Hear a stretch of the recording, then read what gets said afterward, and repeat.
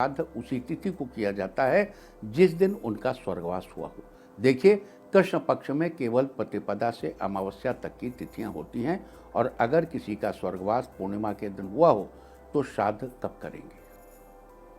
इस परेशानी के निवारण के लिए ही शास्त्रों में भाद्रपद मास के शुक्ल पक्ष की पूर्णिमा से महालया यानी पितृपक्ष की शुरुआत का प्रावधान किया गया है। इसके अलावा भी बहुत सी ऐसी बातें हैं जिनका श्राद्ध के दौरान बड़ा महत्व है। तो फिलहाल हम आपको बताएंगे कि श्राद्ध के दौरान आपको किन विशेष बातों का ध्यान रखना चाहिए। श्राद्ध कार्य दोपहर के समय करना चाहिए। वायु पुराण के अनुसार शाम के समय श्राद्ध कर्म निषिद्ध है, चूंकि शाम का समय दैत्यों का माना जाता है। श्राद्ध कर्म कभी भी PW इनसैट हम लोग लेके आए हैं 1500 बच्चों को फ्री एकोमोडेशन यानी हॉस्टल फैसिलिटी करना चाहिए। अपनी भूमि पर किया गया श्राद्ध ही फलदायी होता है। हालांकि पुण्य तीर्थ या मंदिर या अन्य पवित्र स्थान दूसरे की भूमि नहीं माने जाते, अतः आप पवित्र स्थानों पर श्राद्ध कार्य कर सकते हैं। श्राद्ध कर्म में गाय का घी, दूध या दही काम में लेना बेहतर होता है। श्राद्ध में तुलसी व तिल के प्रयोग से पितृगण प्रसन्न होते हैं, अतः श्राद्ध के भोजन आदि में इनका उपयोग जरूर करना चाहिए। श्राद्ध में चांदी के बर्तनों का उपयोग व दान बड़ा ही पुण्यदायी बताया गया है। अगर हो सके तो श्राद्ध में ब्राह्मणों को भोजन भी चांदी के बर्तनों में ही कराना चाहिए। इसके अलावा श्राद्ध के दौरान आपको अन्य किन बातों का ध्यान रखना चाहिए वो भी हम आपको बताएंगे, लेकिन इससे पहले आपको बता दूं कि श्राद्ध कितने प्रकार के होते हैं। भविष्य पुराण के अनुसार कुल 12 प्रकार के श्राद्ध होते हैं, जो इस प्रकार हैं। पहला नित्य, दूसरा नैमित्तिक, तीसरा काम्य, चौथा वृद्ध, पांचवा सपिंडित, छठा पार्वण, सातवां गोष्ठ, आठवां शुद्धि, नौवां कर्मांग, 10वां दैविक, 11वां यात्रार्थ और 12वां पुष्टि। तो ये थे कुल 12 प्रकार के श्राद्ध। अब हम आपको बताएंगे श्राद्ध के दौरान ध्यान रखने योग्य कुछ विशेष बातों के बारे में।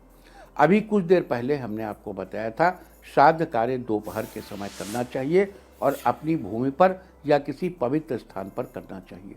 श्राद्ध कर्म में गाय का घी, दूध या दही काम में लेना बेहतर होता है। श्राद्ध में तुलसी व तिल का प्रयोग करना चाहिए। श्राद्ध के दौरान हो सके तो चांदी के बर्तनों का उपयोग व दान करना चाहिए। साथ ही ब्राह्मणों को भी चांदी के बर्तनों में भोजन कराना चाहिए। इसके अलावा श्राद्ध में ब्राह्मण को भोजन जरूर करवाना चाहिए। जो व्यक्ति बिना ब्राह्मण को भोजन कराए श्राद्ध कर्म करता है, उसके घर में पितर भोजन ग्रहण नहीं करते और ऐसा करने से व्यक्ति को समस्याओं का सामना करना पड़ता है।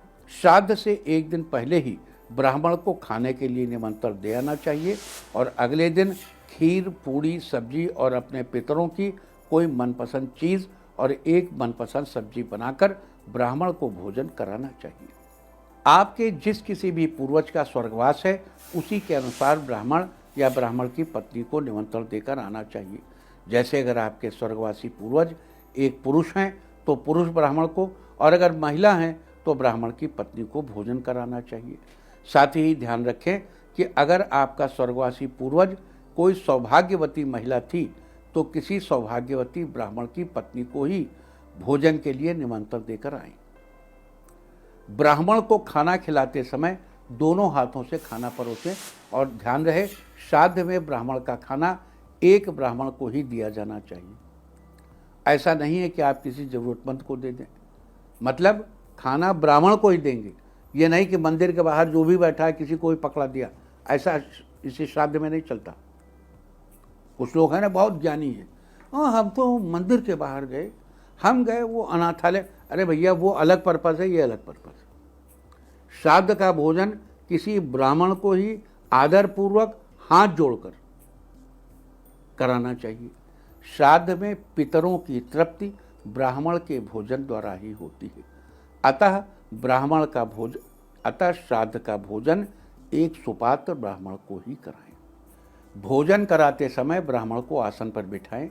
आप कपड़े, ऊन, कुश या कंबल आदि के आसन पर बिठाकर भोजन करा सकते हैं, लेकिन ध्यान रहे आसन में लोहे का प्रयोग बिल्कुल भी नहीं होना चाहिए। भोजन के बाद ब्राह्मण को अपनी इच्छानुसार कुछ दक्षिणा और कपड़े आदि भी देने चाहिए। श्राद्ध के दिन बनाए गए भोजन में से गाय, देवता, कौए, कुत्तों और चींटियों के निमित्त भी भोजन जरूर निकालना चाहिए।